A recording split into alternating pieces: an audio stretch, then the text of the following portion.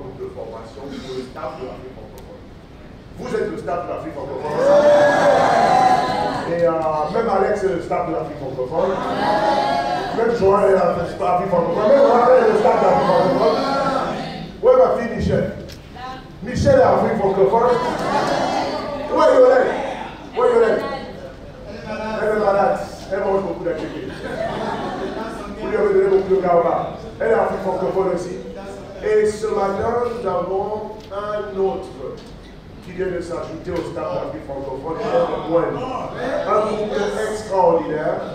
Vous savez, frères et sœurs, quand on est allé à Los Angeles, on a dirigé une grande partie de l'église de Los Angeles à partir de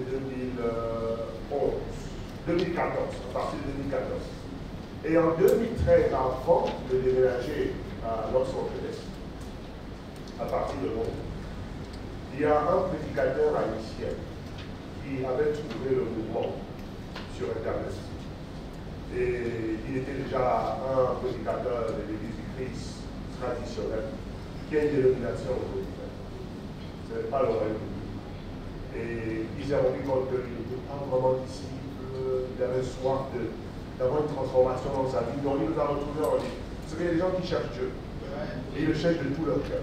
Et Dieu utilise tous les moyens pour les mettre en contact avec le royaume. Parce que celui qui a promis, donc celui qui me cherche, me trouvera.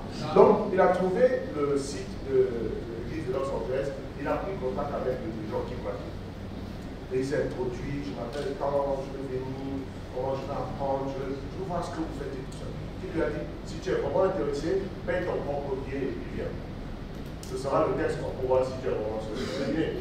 Malgré les difficultés à Haïti, la pauvreté et tout, il a trouvé le moyen d'avoir un billet d'avion. Il a voyagé jusqu'à la conférence de 2013 au JLC. Et il est arrivé, et puis qui parle l'anglais, il a dit bon, il faut des francophones pour étudier avec lui parce qu'il parle pas vraiment anglais. Et à ce JLC, j'étais avec Amadou, Philippe de Paris, et puis qui d'autre? Est-ce qu'il y a un autre francophone? C'était ça. Philippe de Paris, Amadou, et puis, tu n'as pas étudié. Tu n'as pas étudié. Donc nous sommes assis avec Alexis, on a fait des études. Le principe fondamental de chercher Dieu jusqu'au calme. Il a compris, malgré ses années de prédication, il a compris qu'il n'était pas disciple. Il était improvisé, il s'est repenti et il s'est fait baptiser. C'est comme ça que les portes de l'évangélisation d'Haïti se sont ouvertes.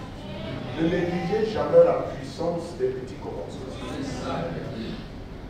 Une œuvre glorieuse souvent commence avec un petit commencement. Et il était l'espoir d'Haïti. Il était le seul disciple haïtien. Et maintenant, il a fait réunion avec nous, il a dit vraiment que l'esprit de Verdun, il faut qu'on envoie un guerrier à Haïti. Et on ne peut pas envoyer des missionnaires conventionnels parce que c'était pas le plan. Mais qui peut aller à Haïti? Et puis nous ouvrons la porte.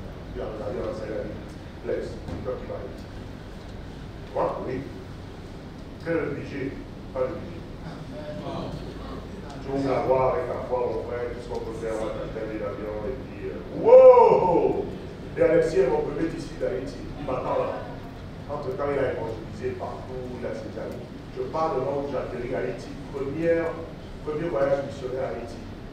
2013. Je l'appelle l'année suivante, septembre 2013. Lui, dans la chronologie, après, quand on est parlé avec lui, il est comme un historien de la mission à Haïti. Et on a atterri là-bas. Je suis allé directement chez Alexis, j'ai dormi chez lui, j'ai rencontré sa famille, il a connu ses amis. C'est comme ça que l'église a commencé à Haïti. Petit commencement. Je crois lors de ce premier voyage, on a baptisé 15-17 personnes, parmi lesquelles 14 personnes, avec 15 personnes, avec des prédicateurs dedans. Je crois qu'il y en avait au moins 7 anciens prédicateurs qui avaient des églises. Ils faisaient partie des 14 baptêmes, première cuvée de l'espoir. Et puis, il y a un autre qui était ami d'Alexis, mais qui n'était pas dans la ville de Port-au-Prince. Et la nouvelle a commencé à se répandre comme une traînée de poule. Il y a des vrais disciples qui sont arrivés, ils sont en train de planter une église à Haïti, mais où ils sont zélés, engagés, c'est la Bible. Boum! Et en janvier 2014, Alexis donc contacte un de ses meilleurs amis, qui est aussi prédicateur, mais qui vit dans la ville de Jacques-Mel. Et puis il dit, viens voir ce qui a changé ma vie. Et lui, il dit, ah bon, qu'est-ce que c'est que ça? C'est où? On va à la conférence, la télé de Villanée à Los Angeles en janvier. Et puis Alexis m'appelle un deuxième poisson, après lui. Et ce poisson s'appelait Jean Baudard.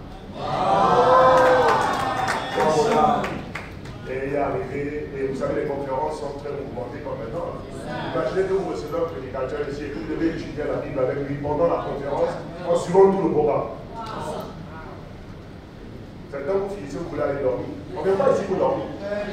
On ne vient pas ici pour dormir. On a tout le ciel pour dormir. On est sur la terre pour avoir des barres, même la nuit. Et depuis, on a étudié la Bible jour et nuit pendant 3 jours. Pendant 3 jours. Et à la fin de la conférence de la télé, Jean Bonnard s'est fait baptiser comme disciple. Il est allé en face de droit, il a une licence de droit, c'est un praticien, il travaille aux Nations Unies. Malgré tout ça, il avait un cœur d'enfant. Il n'a pas mis en avant toutes ses connaissances théologiques d'avant. Il a dit, explique-nous vraiment, je veux comprendre. Et quand il a fait disciple, il était brisé. C'est pas comme ça on a fait de moi, je n'étais pas un disciple. Donc je n'ai pas fait des disciples. Et tout de suite, il comprend très vite. En 3 jours, il a été baptisé, présenté à elle. Du coup, j'ai su que l'histoire d'Haïti avait pu être avec son addition de l'issue de un potentiel lourd. Deuxième voyage missionnaire. Cette fois-ci, maintenant, on va jusqu'à Chély à Jacmel. Maman Patricia était là. Je prends le deuxième voyage missionnaire. C'est au deuxième voyage. Et puis, lui avec son église. Maintenant, il doit dire à son église que ça fait des années qu'il les enseigne, qu'il les a convertis, mais que c'était la faute. Qui a l'humilité de faire ça? Si tu n'es pas vraiment amoureux de Dieu, certains vont penser à notre réputation, on va penser à nos titres. On a assez mis devant l'église. Et humblement, il leur a expliqué pourquoi il pense qu'il est dans le monde. Les gens commencent à pleurer. Il y en a qui pleuraient et il y en a qui étaient fâchés avec lui. Qu'est-ce que tu nous racontes là? Il dit, je vous ai conduit, mais un aveugle ne conduit pas l'autre. On va tomber tous dans le trou, je vous connais, mais je ne comprenais pas. Les gens disent, non, c'est pas vrai, tu es notre pasteur. Je ne suis même pas disciple, je suis devenu disciple il y a seulement quelques semaines. Il y a des gens qui sont levés, fâchés, sont partis. Et puis il y a la bonne graine qui est restée avec des larmes pour dire, enseigne-nous ce que tu as découvert. Mais on est resté sur place. Et bien sûr, la première personne qu'on devait convertir, c'était sa moitié. Qui est devenue ma fille et la fille de ma vie bien-aimée, Laurelie. Et on a étudié avec elle. Et c'était mon premier fruit parmi les sœurs. Parce que je pense que tu es venu au 3e voyage missionnaire. Donc j'étais seul. Donc j'étais obligé d'étudier avec tout le monde. Donc on a étudié avec tout le monde, nuit comme jour, nuit comme le jour. Et en 5 jours, on a baptisé 24 personnes en 5 jours. Pour commencer officiellement l'Église chrétienne internationale de Jacmel. Et le rêve est parti de là. Et malheureusement, Alexis, qui était le pionnier, qui était celui que Dieu voulait utiliser, il s'est corrompu en cours de route. Il a laissé l'orgueil. Il est devenu pédagogue dans sa tête. En fait, un peu, si tu ne fais pas attention, un peu de victoire peut te rendre fou. Il est devenu orgueilleux en pensant qu'il a dit quelque chose. Et il voulait opprimer maintenant les autres. Il a perdu son intégrité. Il a perdu sa relation avec sa femme. Il s'est retrouvé dans l'immoralité sexuelle. En fait, il a perdu la raison. Mais Dieu a toujours un plan. Parce que lui, il était simplement l'outil que Dieu voulait utiliser pour nous faire entrer dans l'île. Mais le vrai homme et le vrai couple que Dieu voulait utiliser pour forger Haïti, on venait de les trouver. Donc, ils sont de vrais fils et filles dans la foi. Et quand je pense à leur conversion, à tout ce qui nous unit, notre histoire commune, parce qu'on a travaillé tellement ensemble, on les a formés, on a passé 8 ans à Haïti, on est parti à Haïti 7 fois pour des églises formées de frères et sœurs. Et par la grâce de Dieu, l'église s'est répandue partout sur l'île à partir d'une seule personne, jusqu'à atteindre 11 églises. Et plus de 750-800 disciples aujourd'hui. Et je regardais mon nom à Haïti, je leur disais, vous ne comprenez pas ce que je ressens. Quand j'ai mis les pieds sur Haïti, je croyais avoir retrouvé nos parents qu'on nous avait enlevés ici, il y a 4 siècles. Et dans chaque église d'Haïti que nous avons rencontré, quand je passe l'histoire, je dis, en Afrique, si tu disparais et qu'on ne retrouve jamais ton corps, on ne finit jamais le deuil. Parce qu'on ne finit pas le deuil tant qu'on ne t'a pas enterré. Et ça fait 4 siècles qu'ils nous ont brûlé nos ombres de nos tantes, nos cousins, nos frères et sœurs. Donc nous sommes handicapés émotionnellement parce qu'il y a une partie de nous qui nous a été enlevée et qu'on ne sait pas où ils sont. Et on n'a jamais fini le deuil. Moi, quand je suis parti là-bas, quand j'ai mis mes pieds sur la terre et j'ai vu les frères et sœurs, les gens qui marchent dans les villes d'Haïti, j'ai commencé à pleurer. Parce que je sentais que ce sont nos parents, c'est eux qui sont partis. Et je leur ai dit, je vous fais une promesse, Jean-Roland, par la grâce de Dieu, tu m'as foulé la terre de tes ancêtres. Vous allez venir en Afrique. Tu m'as regardé comme ça, il m'a dit, waouh, ça se réalise sur elle. Frère et sœur, Dieu est fidèle. Il réalise même nos rêves les plus fous. Et comme si on blaguait, Dieu a travaillé avec le temps, finalement, l'opportunité a été donnée. Quand j'ai parlé à qui de l'opportunité d'avoir un Jean-Roland ici. Allons-y, faisons-le. Matt, qu'est-ce qu'on fait? Faisons-le. Et pour la première fois dans leur histoire, après 4 siècles de séparation, Jean-Roland et Veronique sont finalement revenus.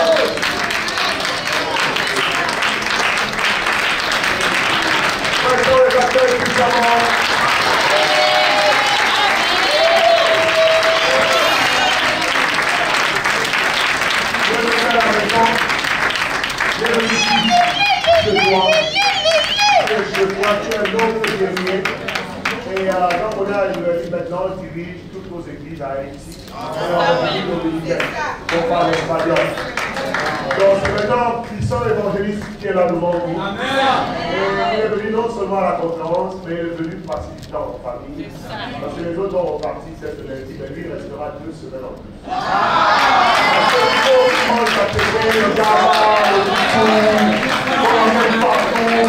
partout, et comme ça il va aller là-bas dire à nos frères et sœurs, hier soir, on a retrouvé le pays perdu.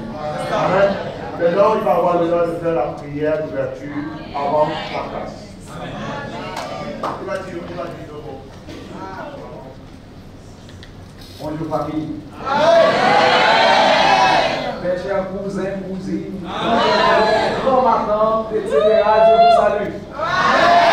Je vous apporte aussi les salutations des églises d'Haïti. Amen. Et je suis vraiment content de ce grand retrouvaille. Amen. On ne peut pas imaginer ma joie. Donc, quand on a atterrissé hier soir, on a beaucoup pleuré, mais c'est quand même des pleurs glorieuses. C'est pas des pleurs comme les pleurs ordinaires, quoi. Donc, on était contents. Et c'est vrai, on arrive ici par avion, pareil. Mais après 30 heures environ des vols, je suis là. Nos grands-parents qui sont partis dans des foyers, qui ont dû passer près de 3 mois dans ce voyage triangulaire, quoi. Entassés comme des sardines, comme des bêtes de sang, tout ça. Mais je suis content.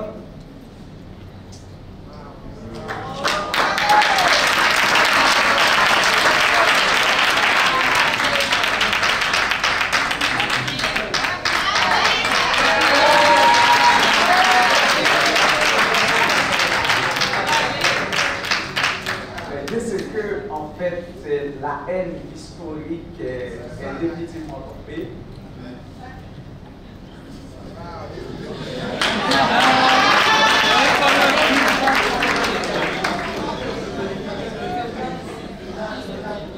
On vit là-bas avec la conscience des Haïtiens, mais tout en étant américain, quoi, haïtien américain parce qu'on est en Amérique.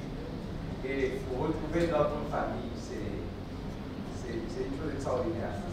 Et je rends grâce à Dieu de ce que le royaume a pu quand même nous réunir. Merci à toi, Papa Blaise. Merci des sacrifices consentis. Pour venir à Haïti, c'était vraiment difficile. Et nous avons là-bas une histoire de crise politique récurrente. Et Blaise a voyagé vraiment dans des conditions difficiles. Je vais dire des choses il a lui-même fait ses besoins par terre, tout ça, c'est difficile. Non, c'est bon de le dire parce que certaines fois, quand on entend voyage, on pense que c'est du luxe, quoi. Donc, il a connu des moments difficiles pour me sauver, pour sauver leur vie.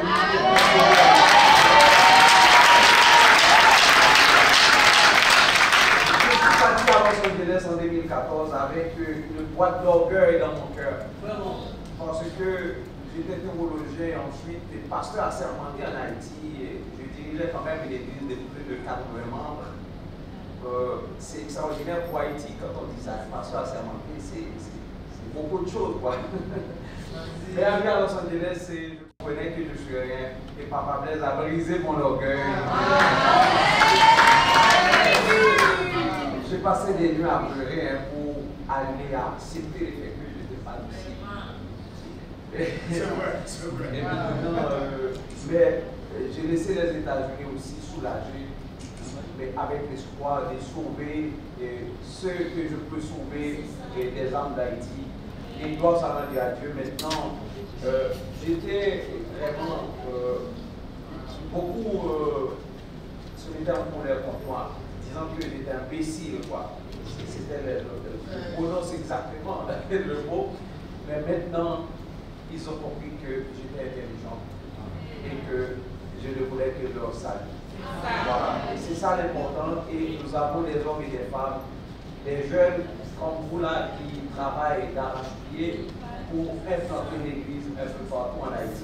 Pendant que je suis ici, il y a une équipe qui est allée dans le département des Nîmes pour le culte inaugural ce dimanche de l'église.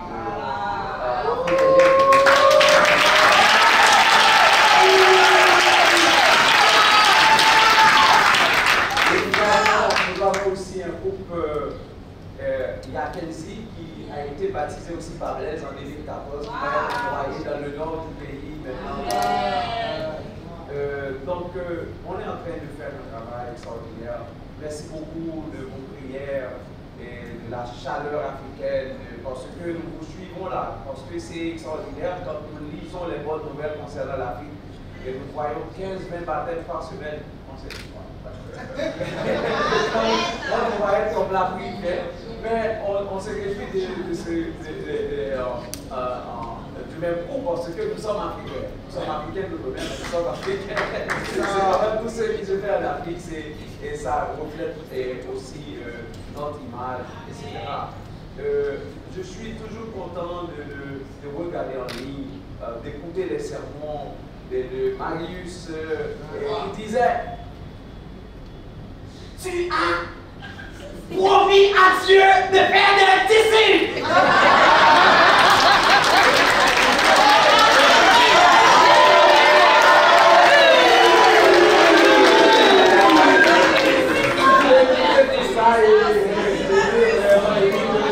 Je me suis dit, mais quand je serai aussi en Afrique avec eux, aujourd'hui le rêve est devenu vraiment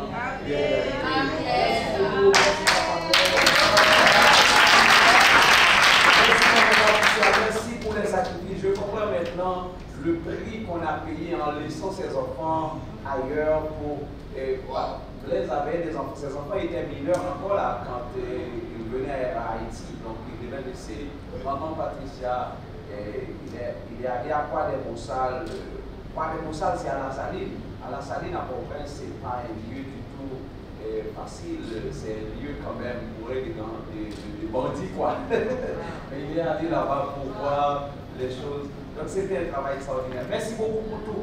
Les mots me manquent, hein. J'ai tellement de choses à dire.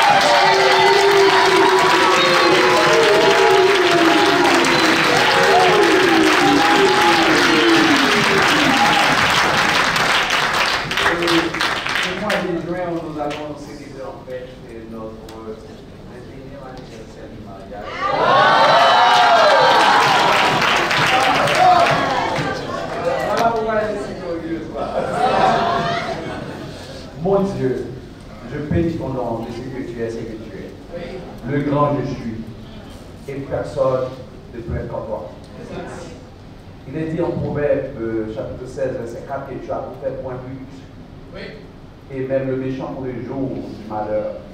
Et c'est vrai. Merci de ce que, Seigneur, tu as planifié de nous réunir dans ce lieu. En tant que frères et sœurs, en tant que fils de ton royaume. Merci des différentes leçons, Seigneur, que nous avons déjà apprises des frères ce matin. Et nous espérons que tu vas continuer, Seigneur, à nous bénir.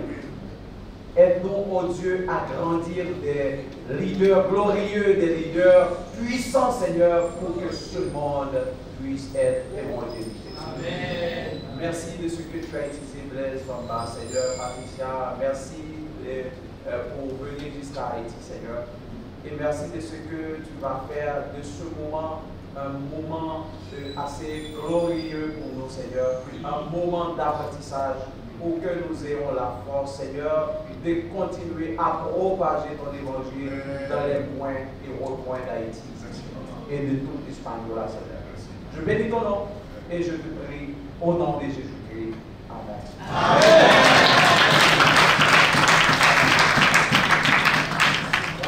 Ça c'est émouvant.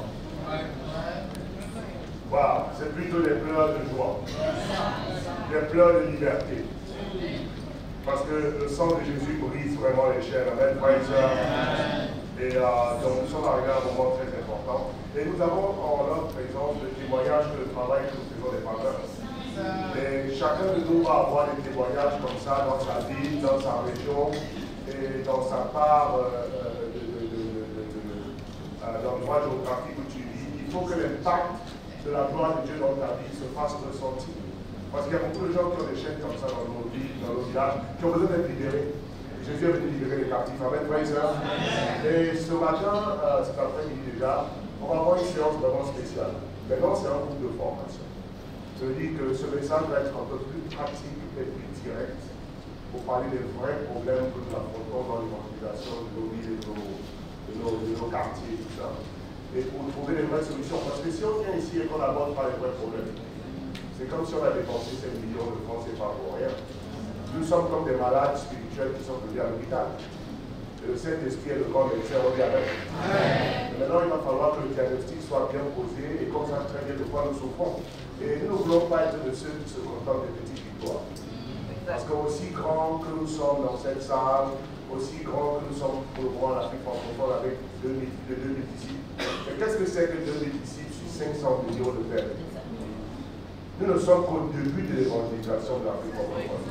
Et c'est uniquement en étant humble avec nos faiblesses que le Saint-Esprit va nous étoffer. Nos faiblesses vont être transformées en force. Amen. Seulement si on les appelle. Amen.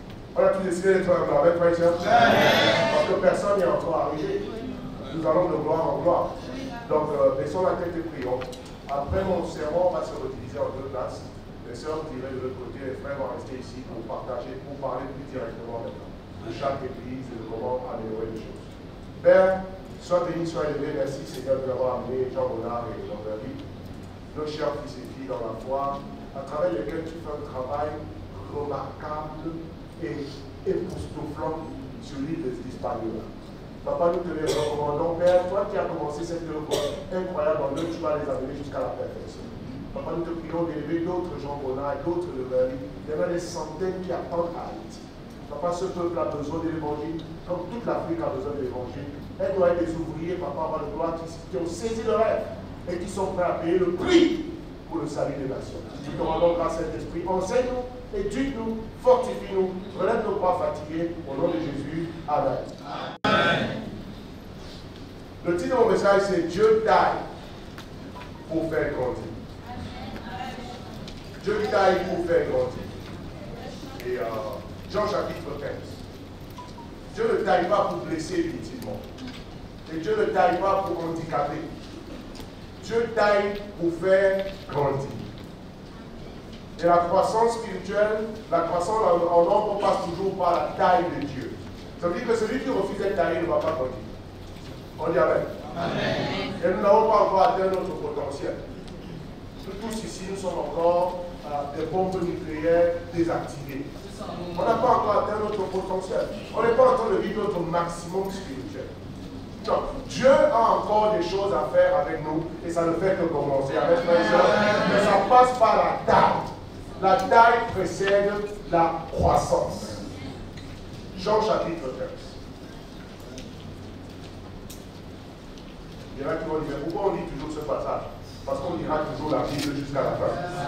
Il n'y aura pas de nouvelle Bible. Donc si tu cherches Jean chapitre 55, ça n'existe pas.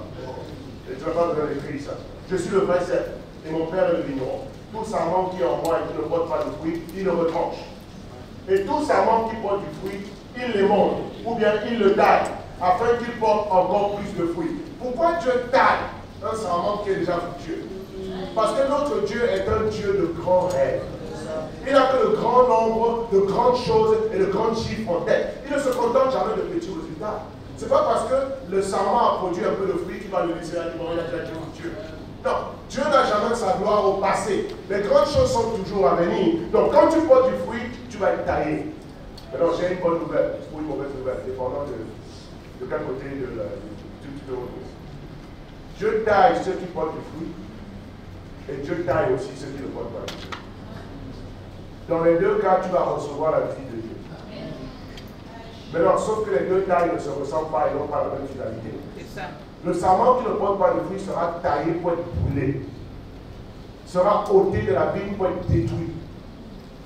Et je me souviens, quand j'allais au village, dans les champs de ma grand-mère et de ma mère, on ne faisait que du feu de bois. Donc, quand on va sur les manguiers, sur les avocatiers, comme ce qu'on fait, on cherche les branches qui sont mortes. Et puis, la grand-mère nous donne des machettes, on monte, on découpe toutes ces branches qui ne portent pas de fruits, on les entasse quelque part au pied du panier, et on attend quelques jours, ça sèche, et puis après on transforme ça en charbon de bois pour faire cuire le riz. Et dans notre village, on mange beaucoup de riz. Je sais que c'est la même chose partout dans toutes les traditions. Ok? Donc Dieu aussi dans son royaume, il est le vigneron, et Jésus est la vie. C'est Jésus qui est l'arbre de vie. Et il n'y a pas moyen d'être sauvé si tu n'es pas greffé sur Jésus. Voilà pourquoi l'Église est le corps du Christ, parce que c'est lui le tronc. Et nous tous, ces disciples d'Haïti, d'Afrique, des États-Unis, d'Europe, on est tous des branches greffées sur la vigne, qui est le tronc, qui est Jésus. Et il n'y a pas deux vignes, il n'y a pas deux troncs. Il n'y aura pas deux moyens d'aller au ciel. Jésus est le tronc principal et il est le seul tronc. Alors chaque disciple est greffé. Mais Jésus ne veut pas simplement garder des noms sur le tronc. Il ne veut pas juste garder des branches. Il a des branches qui suivent son sang dans le but de produire plus de branches et plus de fruits.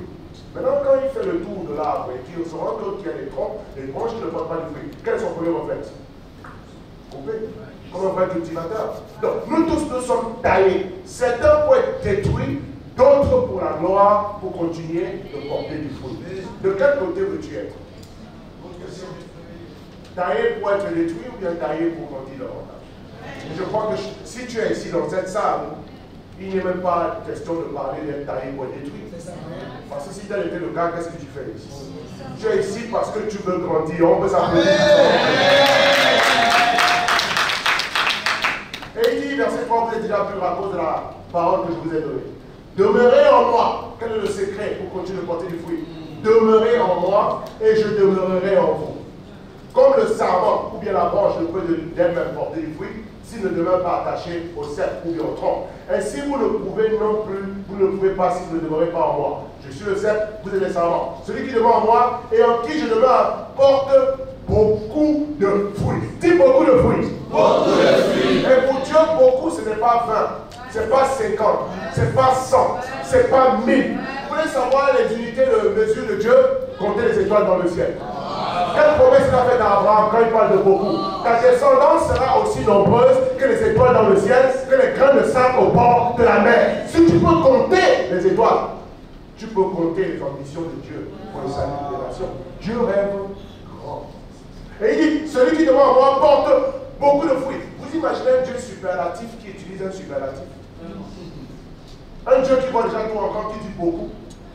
Pour lui, beaucoup, ça veut dire quoi? Beaucoup, ça ne veut pas dire la même chose que toi tu penses.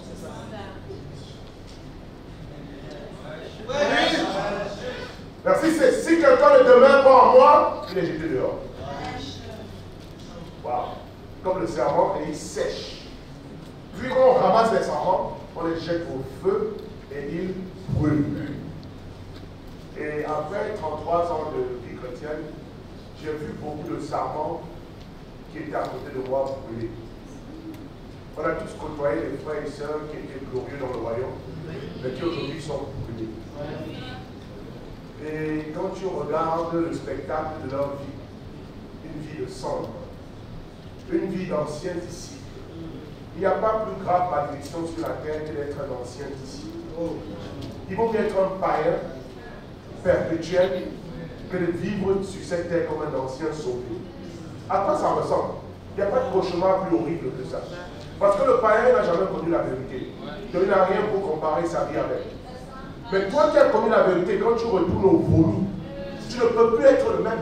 Les païens même profitent du péché mieux que toi. Parce que chaque fois que tu vas aller commettre l'immoralité, tu connais le standard. Tu connais le standard. Chaque fois que tu mens, tu sais ce que le Saint-Esprit pense du mensonge. Chaque fois que tu voles, tu sais. Mais le païen, il vole parce qu'il a toujours volé. C'est sa nature. Mais toi, tu ne peux plus vivre dans le monde. Nous avons beaucoup d'anciens serments dans le monde. Chaque mois, Dieu taille nos églises. Et les gens qui coupent, c'est ce que nous appelons des chutes. Devenez cette armée de frères et sœurs dans la nature. Anciens disciples. Qu'est-ce que leur vie devient? Qu'est-ce que leur mariage devient? Frères et sœurs, c'est un cauchemar. Et ma prière, c'est que je reste fidèle jusqu'à la fin. Parce que je ne veux jamais me balader dans les rues d'Abidjan, dans les rues d'Haïti comme un ancien disciple. Ancien disciple. Maintenant, aussi horrible que cela puisse paraître, et aussi repoussant que cette idée puisse paraître, si tu ne fais rien pour ne pas tomber, tu tombes. Donc le fait d'être disciple ne t'immunise pas contre la chute. Le fait même d'être évangéliste et conseiller de femmes ne te garantit rien.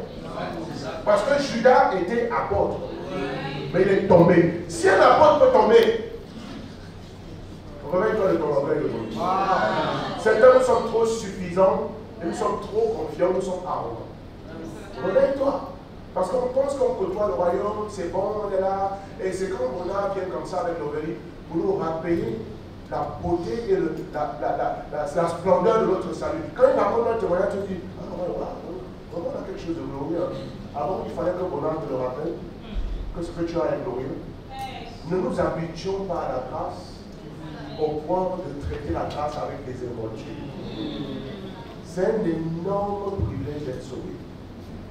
Et Esther, dont me partageait hier après la session d'hier soir, elle me dit, Thierry, vraiment, le message m'a tellement touché. Elle m'a dit, tu sais quoi, il y a des femmes avec qui j'étudie. Elle dit, je ne comprends pas comment on peut leur montrer la parole. Elle voit la parole, c'est comme si elle voit. Mais elle n'arrive pas à se décider. Et puis elle m'a dit, tu sais, avec ces femmes qui résistent à la vérité, j'ai finalement compris davantage la grâce que j'ai d'avoir été sauvé. Elle dit, mais j'aurais pu être comme cette femme avec qui on étudie, mais elle ne se répond jamais. Elle dit, ça l'a glacé, ça lui a glacé les veines, ça lui a rappelé. Waouh, donc le salut, c'est vraiment une élection de Dieu. Dieu m'a donné cette grâce et je ne dois pas m'amuser avec. Ça, c'est le témoignage d'une sœur qui est dans la foi depuis 34 ans. Toi, quel est ton témoignage? Toi qui es dans la foi depuis 7 ans, depuis 2 ans, depuis 6 mois. Frères et sœurs, on peut être taillé pour être détruit. Et moi, ça me fait peur. C'est pour ça que je ne veux pas rater mon temps de méditation. Parce que je ne veux pas être rejeté. C'est pour ça que je ne veux pas rater mon temps de prière. C'est pour ça que je ne veux pas me laisser vieillir, ramollir. Non! Pourquoi? Je ne veux pas aller en enfer. Je veux rester fidèle à Dieu. Est-ce que c'est ça ton ambition aussi? Vous voyez, il veut qu'on porte beaucoup de fruits. Il est un bon père. Mais pour cela, on doit demeurer unis à lui. Et il dit au verset 7, pour nous donner une promesse extraordinaire, il dit, si vous demeurez en si conditions, si vous, pardon, mes servants, demeurez en. Parce que je veux porter beaucoup de fruits à travers vous. Et si vous le faites, et que mes paroles demeurent en vous, demandez ce que vous voulez. Tu n'as jamais dit ça à tes enfants? Quand tu es parent, dis que tu n'as jamais promis ça à tes enfants. Que mon fils, ramène-moi seulement ce diplôme. Ramène-moi seulement ce diplôme. Mon fils, sois discipliné, fais le travail que je t'ai demandé de faire. Et demande-moi ce que tu vas faire. On a donné aussi cette promesse d'un père. Parce que tous les pères et toutes les mères ont une petite partie du cœur de Dieu en nous. On sait comment motiver nos enfants. On sait comment leur montrer que ce qu'on attend d'eux, c'est pour leur bien. Et pour les encourager, on est même prêt à leur faire des cadeaux pour qu'ils aillent réussir pour leur propre bien. Mais pourtant, quand vous réussissez, vous n'allez pas au village pour leur construire de nouvelles cases. Souvent, quand on réussit, on les oublie. Mais le parent, il ne fait pas ça pour ce qu'il attend de toi que tu vas faire de lui. C'est écrit dans ses gènes. Il veut que son enfant réussisse. Et pour cela, il est prêt à lui promettre des cadeaux. Et ce matin, nous avons le meilleur père de l'univers qui veut nous motiver sur la foi à nous promettre des cadeaux. Donc si on trouvait aussi la vie, il dit, Blaise, demeure seulement moi. Garde ma parole en toi. Porte beaucoup de fruits. Et puis demande-moi ce que tu veux. Tu verras ce que je peux faire. Quand un père humain te dit ça, n'est-ce pas, tu es prêt à découper tes efforts pour lui démontrer que tu es capable de faire ça pour ce que tu veux. Mais pourtant, un père humain, malgré cette bonne volonté, il y a des choses qu'il ne peut pas nous donner, même s'il le veut. Si tu dis à ton père qui est à Bouna, qui est au village, qui est à Lubumbashi, tu dis, papa, oui, ce que je veux vraiment après mon diplôme, c'est que tu m'envoies au Canada. Ce n'est pas évident. Il n'y a pas beaucoup de pères qui soient capables d'envoyer leur fils au Canada. C'est vrai ou c'est pas vrai? Et voici un père qui a toujours assez de puissance pour accomplir ce qu'il désire. Quand il te fait une promesse, il est capable de dire. Il dit, demandez ce que vous voulez. Est-ce que toi tu ne veux pas travailler pour ce Dieu-là? C'est comme si vous voulez travailler pour Coca-Cola. Mais Coca-Cola, le patron de Coca-Cola ne peut pas te dire, produis 10 000 bouteilles de Coca-Cola et demande-moi ce que tu veux. Il ne peut pas. C'est comme vous voulez travailler pour Microsoft. Vous voulez travailler pour Bill Gates. Et puis il vous utilise comme des esclaves. Et certains, vous êtes plus assidus, plus déterminés, plus engagés à travailler avec Bill Gates, pour Coca-Cola, pour Orange Money, qu'à travailler pour le Dieu de l'univers. Question ce matin. Est-ce que ton Dieu ne mérite pas que tu travailles pour lui? Pourquoi quand il s'agit de travailler à temps plein, on voit ça comme un saut métier? Et dès que Dieu vous propose ça, vous dites oui, j'ai compris, mais moi je vais travailler pour envoyer l'argent. Qui t'a dit que Dieu a besoin de ton argent? Qui t'a dit que le royaume attend ton argent pour être implanté partout dans le monde entier? Dieu a besoin de ton cœur. Il a besoin de ta vie. Tu dois être la graine qui doit tomber par terre et mourir pour donner naissance à des milliers d'autres personnes. Ton argent ne va jamais tomber par terre et mourir. Donc quand ces non-chrétiens et ces hommes ambitieux du monde et égocentriques vous font des interviews pour vous embaucher, mais vous êtes plus heureux, vous êtes tellement joyeux. Waouh! Frère et sœur, j'ai décroché un contrat. Où? Et avec qui? Avec les cobanques. Ma vie a changé. Ils m'ont embauché. Et devinez quel genre de contrat? Ils m'ont donné un contrat à durée indéterminée. Waouh! Allons faire la fête! J'ai réussi! Et tout le village fait la fête. Prêche. Alors tu dis que Dieu est le plus grand patron de l'univers. Tu dis qu'il est le Père de l'univers, qu'il est ton créateur, que tu l'adores. Maintenant quand il dit interview, tu dis oui. Seigneur, tu veux quoi? Je veux t'embaucher. Toi, tu rentres chez toi en pleurant. Mais quand Coca-Cola t'embauche, tu rentres en riant. Mais quand Dieu t'embauche, tu rentres en pleurant. C'est que tu es un hypocrite. Tu es un menteur. Tu es vraiment celui que tu dis qu'il est. Mais tu ne vas avoir plus de joie quand tu t'appelles à son service. Voilà pourquoi Matthieu Lévy, qui était collecteur d'impôts, quand Jésus est passé par sa petite boutique, Matthieu, suis-moi! Il a fait quoi? Regarde tout son émission. Je te rends mourir. Tu vas où? J'ai un meilleur patron qui vient de m'inviter. Bye!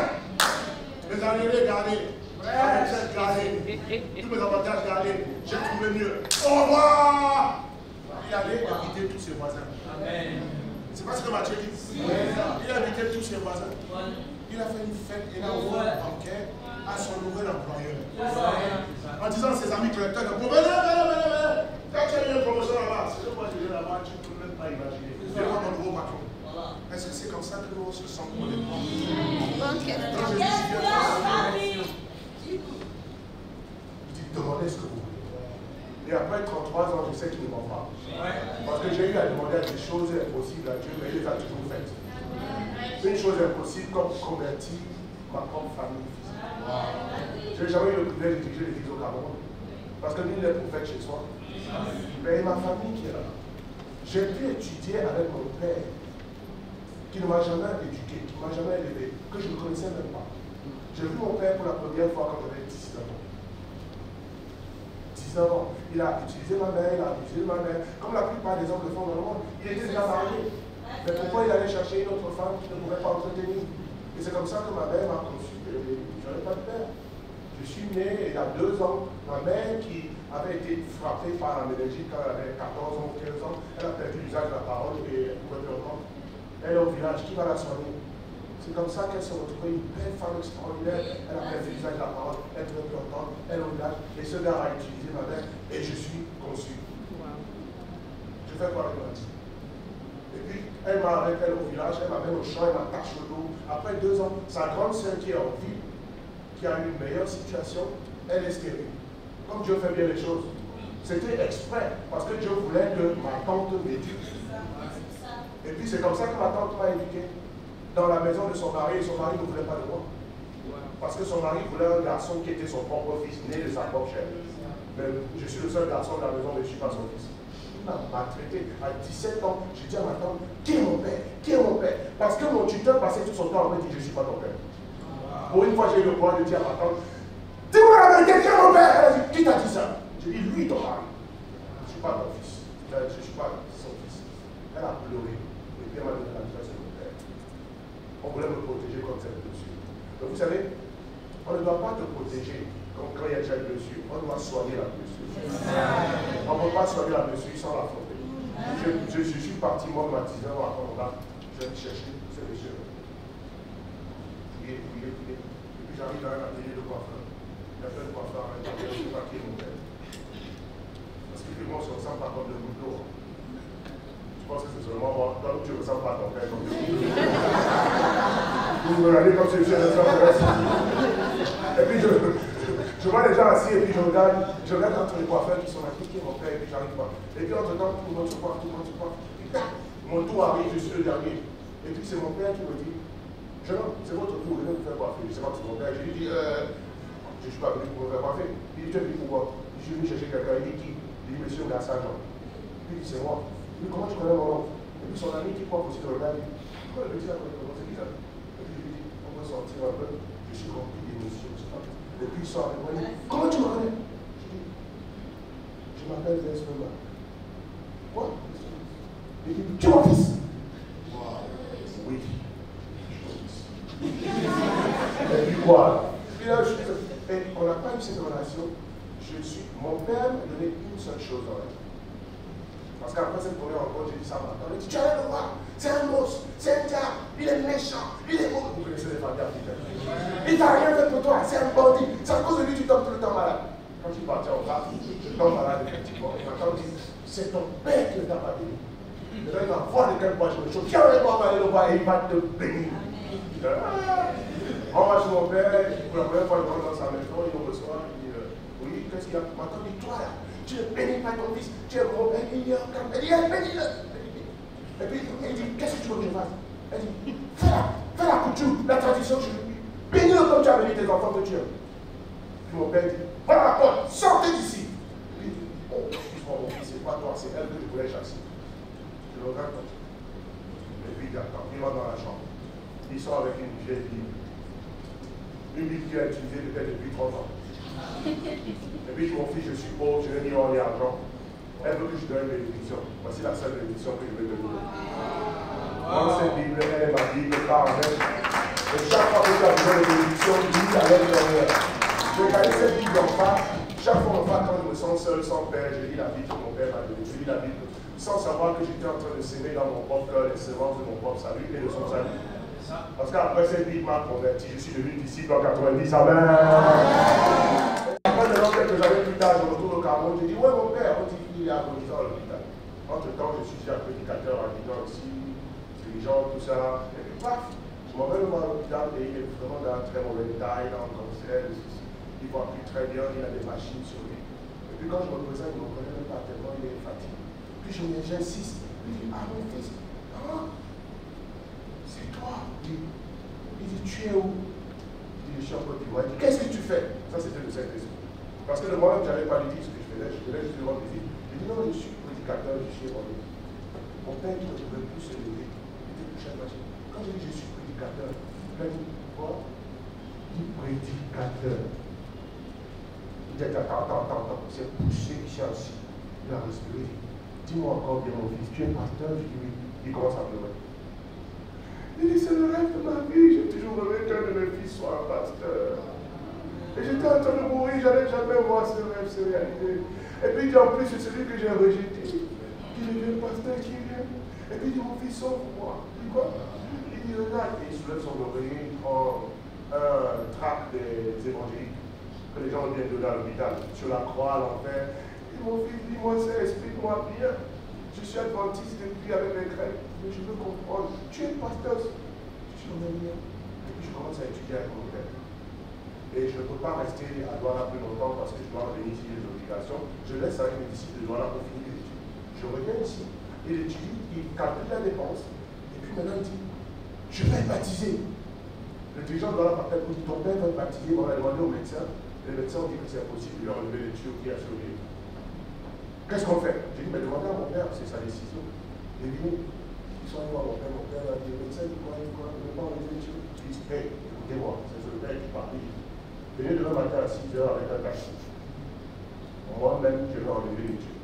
Parce que je sais que je pars, mais je veux partir bien. Il a fait ça, il a enlevé les tuyaux. Le lendemain à 6 h, on l'a mis dans un taxi, on l'a bâti, on l'a ramené. Il sait que je suis venu. Quand le médecin est venu, il a crié, qu'est-ce qu'il dit? Laisse-moi tes tuyaux.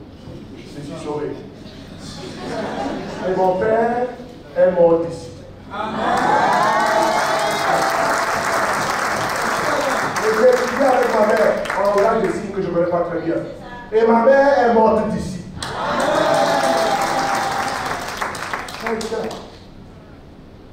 Tu es créé pour un destin incroyable. Nous sommes destinés à porter du fruit. Et devenir par la grâce de Dieu, aujourd'hui, un rêve encore extraordinaire réalisé. Parce que dans la salle, j'ai ma petite soeur qui a été baptisée par Angèle au Cameroun. Et Angèle est allée au Cameroun pour sauver ma famille. Aujourd'hui, j'ai ma soeur Cajoline qui est dans la salle, elle est disciplinée.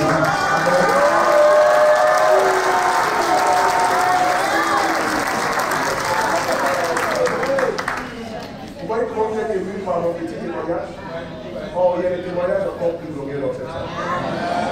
Est-ce que ce Dieu-là ne mérite pas qu'on travaille pour lui? Après qu'il ait fait ça pour moi, je sors de la fac de droit avec une maîtrise. Je vais aller travailler pour Bill Gates.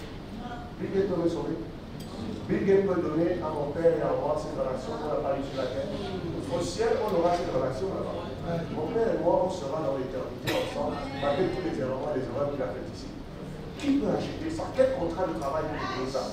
Or, il y a des milliards de personnes qui attendent ça, cette opportunité. Ne voulons pas, nous, être les ouvriers pour changer les vies, au lieu de vendre du Coca-Cola, au lieu de vendre des portables, des boules de plomb avec de l'aluminium, auxquelles les hommes ont donné une certaine valeur.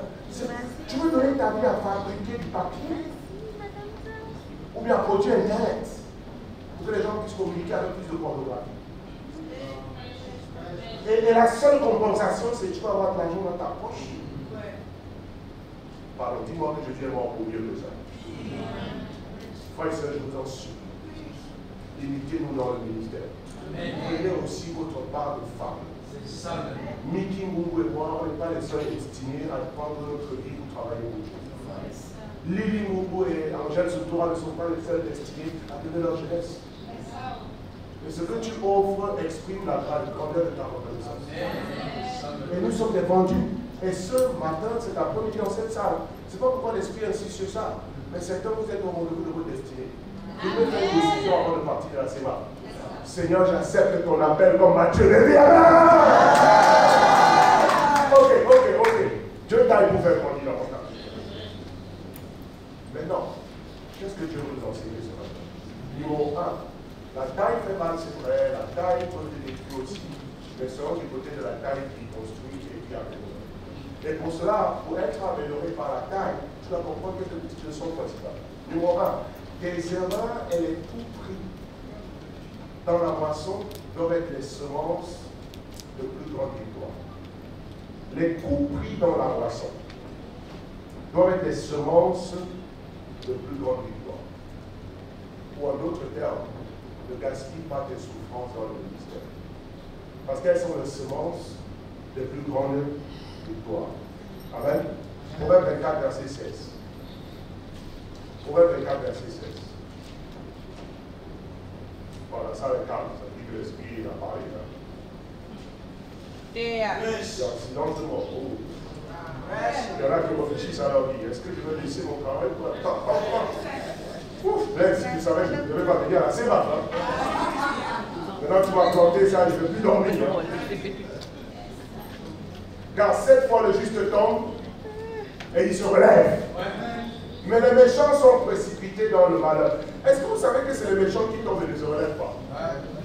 Mais le juste peut tomber jusqu'à 7 fois, mais il se relève. Ça veut dire que quand tu es en Christ et que tu es en ministère et que tu es un disciple intelligent, tu es destiné à réussir ta cause. Il n'y a aucune défaite capable d'anéantir ton destin. Impossible. Tu peux tomber 7 fois, mais il y aura une 8e fois. Et tu seras vainqueur. Quelle promesse extraordinaire. Mais quelqu'un qui tombe 7 fois et qui se relève toujours, vous savez pourquoi il se relève toujours?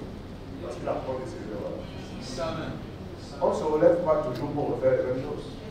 Parfois les gens ont mal compris ce passage en disant, oh frère, merci beaucoup, donc moi je peux tomber dans l'immoralité cette fois. Me repentir cette fois. Amen. Alors si dans l'immoralité, tu es un méchant.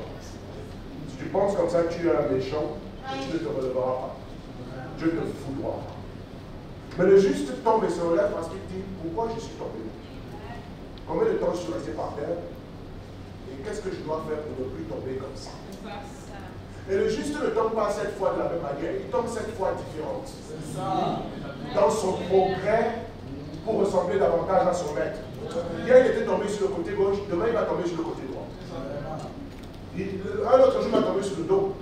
Et à chaque chute, il apprend quelque chose de nouveau. C'est le point, c'est la clé du premier point. Les coups que tu reçois dans le ministère sont les semences les plus grandes victoires. Parce que tu les transformes en leçons. On dit Amen. Tes faiblesses doivent être la semence de ta croissance. Dis Amen. Ne reste pas longtemps sur tes faiblesses. Ne t'appuie-toi pas sur ton propre sort. Certains gains qu'on vous défie seulement là, c'est les gains nationaux. C'est-à-dire que le temps qu'on doit passer pour vous encourager, après un seul défi, c'est jusqu'au retour de Jésus. C'est-à-dire on est amis avec vous tant qu'on ne vous a pas défi. Le jour dit, Proverbe 4, 5 dit que ton orgueil est assez fort.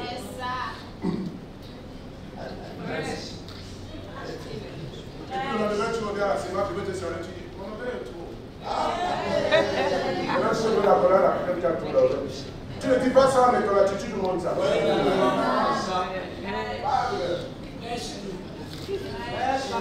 On va chanter, il y a la joie. On a des vieux, non?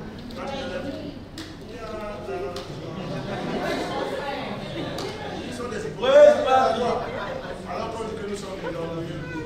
Après tout ce que nous avons fait pour Dieu, Jésus jugera entre vous et moi.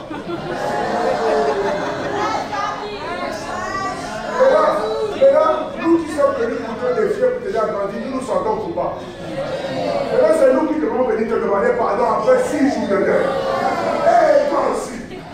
Hey, je voulais seulement t'aider, non? Maintenant, tu as gâté le travail. À cause de ça. Mais donne-moi la Torah, là, ça va finir, non? Donc, qu'est-ce que tu es en train de me dire? La prochaine fois, fais attention à votre défi. Maintenant, parce que je ne veux pas perdre ton amitié, la prochaine fois, je vais le faire. Ça va prendre 10 jours pour l'encourager. Moi encore, je vais me mettre dans ça. Laisse ta ton orgueil. Et quand les gens qui est lâche les uns avec les autres, pour préserver notre amitié humaine, il n'y a pas de place ici pour ça. Si tu décides que tu ne vas plus être l'ami de Bungu parce qu'il t'a défié, c'est ton choix. Mais il a fait ça avec l'intention de t'envoyer au ciel. Ici, il n'y a pas de pitié de soi quand on prend un coup. On dit sois un garçon. Ça veut dire que prends le coup et sois fort. La Bible dit que ceux qui te flattent sont des ennemis. Et que l'autre langage, on les appelle amis. Ils sont pas amis. Ils sont des complices de la mort. Ceux qui te châtient, spirituellement parlant, qui te défient, qui te disent la vérité en te regardant, voilà les yeux, c'est eux qui t'aiment. Mais quand tu es orgueilleux, c'est eux qui sont les méchants. Vous voyez comment l'orgueilleux appelle noir, c'est bien blanc. Les blancs, c'est bien noir.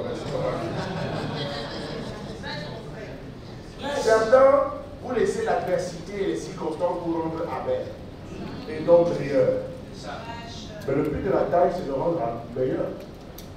Dieu ne taille jamais ici pour qu'il soit amer. En fait, si vous ne voulez pas grandir et qu'on vous défie, vous devenez amer, vous êtes en train de supplier Dieu. Tu es un mauvais chirurgien, tu m'as rendu plus qu'avant en montrant un défaut. Dieu n'est pas comme ça. Combien de fois je vais défier dans toute ma vie avant d'aller au ciel? Est-ce que vous savez que les défis te permettent de faire de plus grandes choses? Absolument. Et qui ne joue pas avec ça? En fait, si tu ne grandis pas, tu ne pourras jamais être dans le cercle de qui? Je vous dis la vérité. Et il n'est pas Jésus, parce que lui aussi il est en train de grandir. Mais Dieu choisit toujours des hommes pour nous donner l'évangile et pour nous aider à grandir. Voilà pourquoi Jésus n'est pas ton formateur. Voilà pourquoi il a mis un homme dans ta vie qui a 2 oreilles comme toi, 2 yeux et avec des imperfections aussi pour te former. Sinon, mais c'est Dieu qui le forme. Ça ne va pas là. C'est un homme que Dieu met. Et qui ne pourra pas dans son cercle. Certains, on ne peut pas vous défier parce qu'on a peur de. Quoi? Même dans l'ascenseur. C'est ça. Vous faites des défis dans l'ascenseur. Et que tu vas dans l'ascenseur avec lui, tu te présentes après, quand tu es de telle église, d'Abidjan, mais ton poids est. Qu'est-ce que c'est ton poids? Mon poids, il dit ton poids, je crois que tu es un peu. Mais tu fais que dans la toile, il tape sur ta graisse comme ça. Tu sais, il te dit, enlève-moi ça. Et puis toi, tu dis, et puis après, il se dit dans la toile. Il dit, love you, bro. Quand il parle, toi, tu ne ris pas, tu dis. Maintenant, tu veux aller à une conférence? Et là, on rencontre encore dans l'ascenseur, il est même pas. Vous voyez comment son amour. Parce que toi, tu dis, je suis sensible, il m'a fait ça, il m'a fait. Alors que je suis venu pour qu'il m'encourage. Mais justement, il t'a encouragé. Après des kilos qui vont te tuer. Mais là, quand toi, tu vas, dans 1 an, tu dis, je vais revenir le défi. Parce que toi, tu es content quand tu as perdu 10 kilos. Quand tu revois la prochaine conférence, c'est toi qui le chèques dans les ascenseurs. Tu vas saluer l'année dernière, on salue moi encore, tu vas voir. Qui prend dans l'ascenseur numéro 2 quand tu es le premier? Quand ils m'ont dit, qui? C'est toi, il avait tout ça. Est-ce que vous voyez que les défis, ça fait mal, mais après, ça te rend meilleur?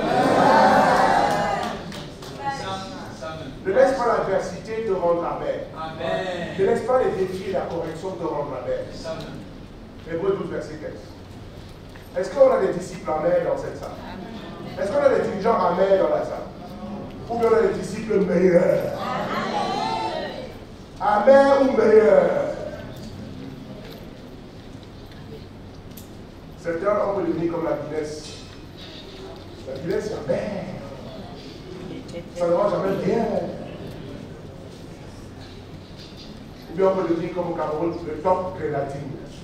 C'est sucré. Mais nous, ça ne va pas meilleur. dans le jeu de bois sucré. Hébreux 12, 15.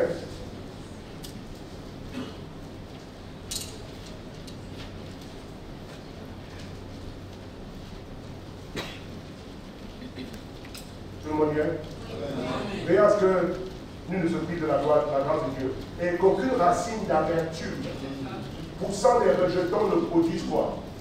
Du trouble. Et que plusieurs en soient infectés. On doit veiller les uns sur les autres. Et comme j'ai dit, frère et soeur, tu es le premier gardien de ton propre cœur. Ne laisse pas l'amertume. Il n'y a aucune raison pour justifier l'amertume dans le cœur d'un guerrier du Seigneur. Il n'y a aucune raison. La vie ne sera jamais juste. Tu n'auras jamais la promotion que tu mérites. Parce qu'en réalité, Dieu ne nous doit rien. Tu deviens amer quand tu as l'espoir déçu. Ça veut dire que quelque part, tu croyais que tu méritais ça. Et c'est peut-être pour ça que tu ne t'as pas venu. Parce que le béni passe dans le cœur. Tu dis, ah bon, on a nommé Émilie, on ne m'a pas nommé. On a nommé Joanne. Mais moi, mon coup, c'est quoi? Qui t'a dit que tu auras ton vie?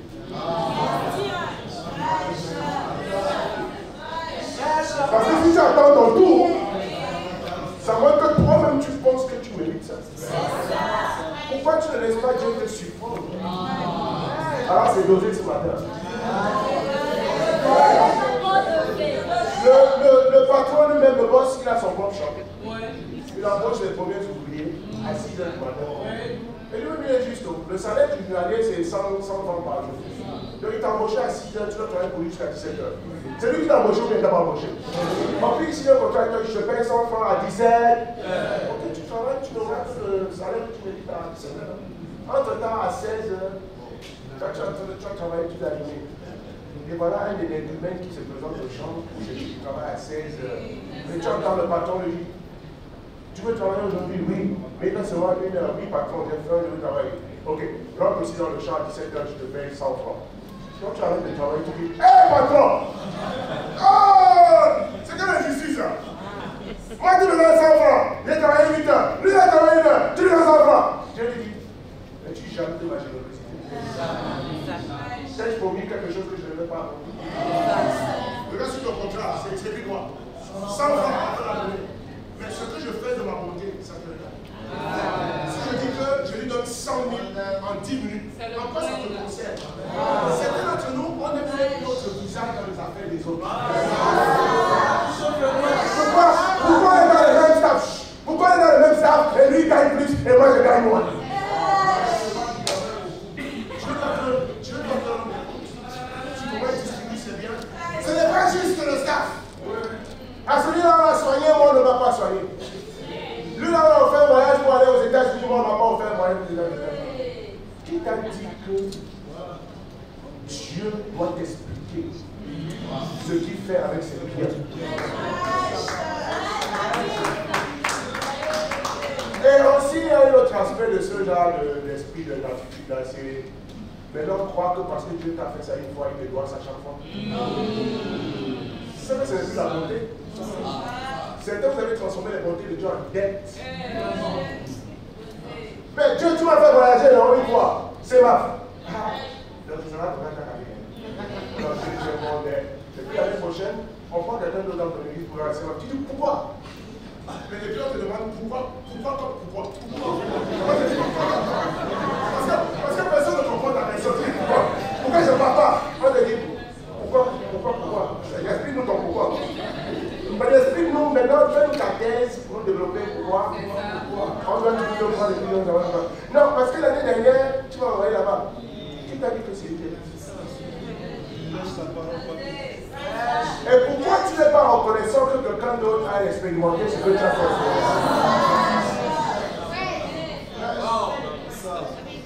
Pourquoi si on choisit quelqu'un d'autre, tu vas appeler ça favoritisme? Donc quand on t'avait choisi, ce n'était pas favoritisme.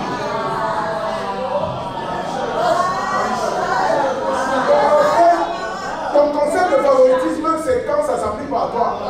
Ça devient favoritisme. Mais quand c'est toi, c'est pas favoritisme. Maintenant, quand toi on te choisit pour aller à la conférence et que quelqu'un se plaint, tu dis, il faut le former.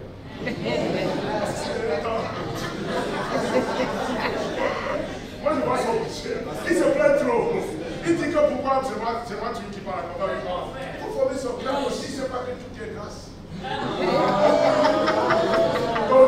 sais que tout est grâce. Jusqu'à ce que ton tour arrive. Et je peux vous garantir dans cette salle, vous n'irez pas toujours à tout. Qu'importe combien vous travaillez. Parce que ce n'est jamais un droit. C'est toujours une grâce. Il y aura des années où d'autres vont aller. Là où vous êtes déjà allé. Vous devez les supporter avec joie. Ne laisse pas l'amertume pousser dans ton cœur. Amen. Nous devons avoir l'attitude des vainqueurs. Amen. Plutôt assumer la responsabilité, se dire, qu'est-ce que j'ai appris de cette situation? Qu'est-ce que l'Esprit va m'enseigner du fait qu'on m'a pas envoyé à la conférence? Qu'est-ce que j'ai besoin de faire différemment pour avoir la faveur de Dieu? Avoir l'attitude des rebelles. Amen, frère et sœur. Ok. Ça, c'était le premier point. Deuxième point. Deviens un expert bâtisseur. Apprends de tes erreurs. Premier point. Numéro 2, deviens un expert bâtisseur. Et c'est pour ça que nous sommes ici. C'est pour ça que le Saint-Esprit a investi beaucoup d'argent pour nous amener ici. Pour faire de nous de meilleurs bâtisseurs. Oui. 1 Corinthiens 3. Vous êtes toujours là, frère et sœur? Je sais qu'on peut aller manger un petit morceau, c'est normal. Mais on va d'abord manger vraiment la parole. La nourriture sera là. Ça sera toujours là. Ou bien vous pouvez dire comme Jésus, j'ai mangé une nourriture que vous ne connaissez pas. Les apôtres devaient se sentir ridicules avec leur part de caractère. Ils pensaient avoir fait du bien à Jésus. Je dis, tu travailles ton malade, la nourriture. Voilà, je suis à la scène. Tu as mangé quoi? Moi, tu as mangé une nourriture que vous ne connaissez pas. Car ma nourriture, c'est de faire la volonté de l'homme. Voilà, mais nous, on dit dans la salle de manger le tabac en fer. Et Alex a tellement mangé le tabac qu'il est devenu malade. Alex, il est tombé sur Abidjan, il a raflé tous les machines. Il mange toutes les sauces graines, les sauces sèches, les sauces bonbons. Et puis ça l'a sonné. Qu'Abidjan, tu ne joues pas le tranquille. Alex, il avance malgré ça avec c'est distracteur. Et puis toi, tu dis, Alex, je pense que je ne vais pas imiter ça. Selon la grâce de Dieu qui m'a été donnée, j'ai posé les fondements comme un sage architecte. Et un autre bâti dessus. Vous voyez l'esprit d'équipe? Personne n'est ici pour faveur. Tu bâtis et un autre continue le travail. Pas de souci. Et comme un sage architecte, il a bâti. Mais que chacun prenne garde à la manière dont je le vois. Car personne ne peut poser le fondement que celui qui a été posé, savoir de l'Église. Or, si quelqu'un bâtit sur ce fondement avec de l'or, de l'argent, des pierres précieuses, du bois, du foin, du chaume, l'œuvre de chacun sera manifestée. Ça veut dire que tout ce que tu bâtis dans ton Église en cachette, le résultat va s'exposer en dessous. Si tu veux pas de la séma et pas dormir, ne travaille pas. Mais tu penses que tu as caché. Un jour, ça va sortir. On saura si tu as travaillé après la séma ou si tu n'as pas travaillé après la séma, par les résultats que tu vas produire. Et le résultat ne manque jamais. Les comptables disent toujours que les chiffres ne trompent pas. Si vous avez comptabilité, vous allez dire, ouais, non. Les chiffres ne mentent pas, non. Parce que quand on dit, tu as 20 d'ici 10 ans, c'est pas vrai. Moi, j'ai plus que ça. Ah, frère. C'est 20, c'est pas 200.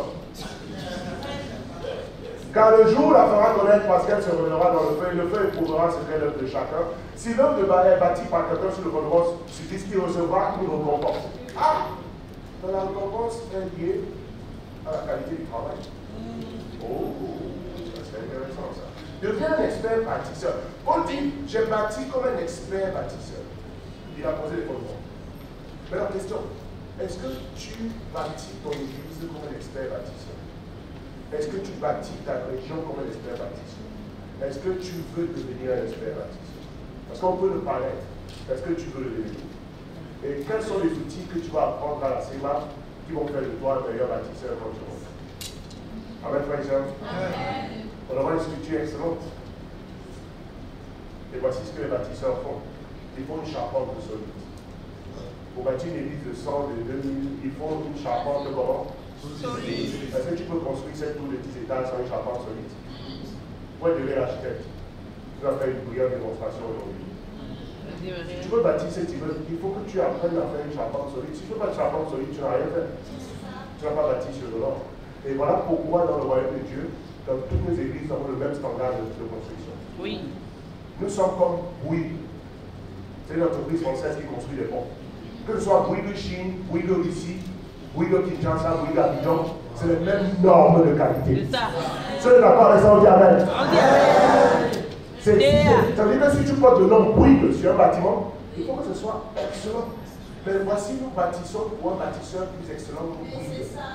Pour que ton église s'appelle le royaume de Dieu, il y a des normes de qualité. Ça commence par une charpente excellente, une structure nickel, propre. L'église est organisée en discussion biblique. Est-ce que c'est la première fois que tu entends ça? Non. Maintenant, est-ce que c'est ça qui est fait dans ta église?